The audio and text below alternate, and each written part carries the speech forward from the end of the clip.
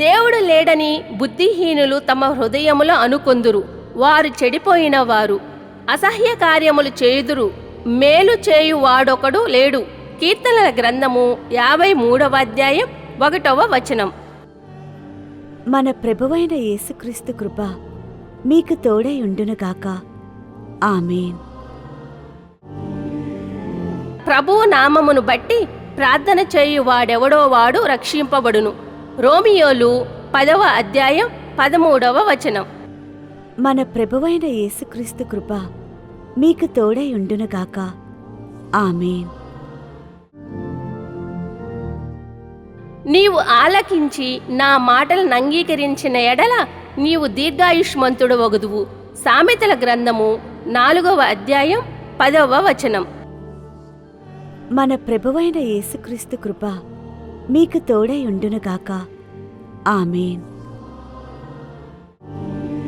యెహోవా విశ్రాంతి దినమును ఆశీర్వదించి దాని పరిశుద్ధపరచెను. నిర్గమకాండము 20వ అధ్యాయం 11వ వచనం. మన ప్రభువైన యేసుక్రీస్తు కృప మీకు తోడై ఉండునుగాక. ఆమేన్. నీవు ఆశీర్వాదము పొందుదువుగాక. శామీయోలు 26వ అధ్యాయం 25వ వచనం. మన ప్రభువైన యేసుక్రీస్తు కృప మీకు తోడై ఉండునుగాక. ఆమేన్. ఓరకుండుడి, నేనే దేవుడునని తెలుసుకొనిడి. కీర్తనల గ్రంథము 46వ అధ్యాయం 10వ వచనం.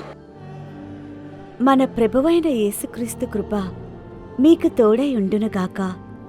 ఆమేన్. నిశ్చయముగా నీకు మేలు చేయవలెనని నేను నిన్ను బలపరచుచున్నాను. ఇర్మీయా 15వ అధ్యాయం 11వ వచనం.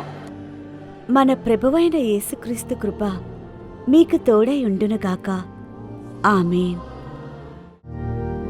యెహోవా పడిపోవు వారినందరినీ ఉద్ధరించువాడు.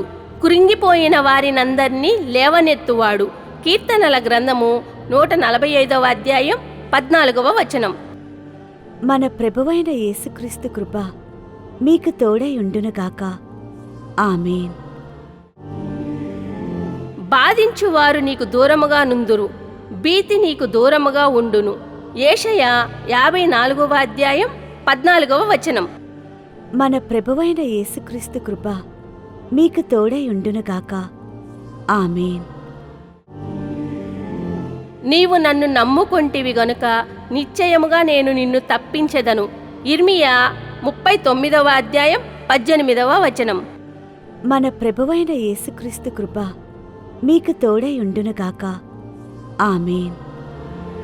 Please like, share, subscribe to యేసు ఆగమనం ఛానల్.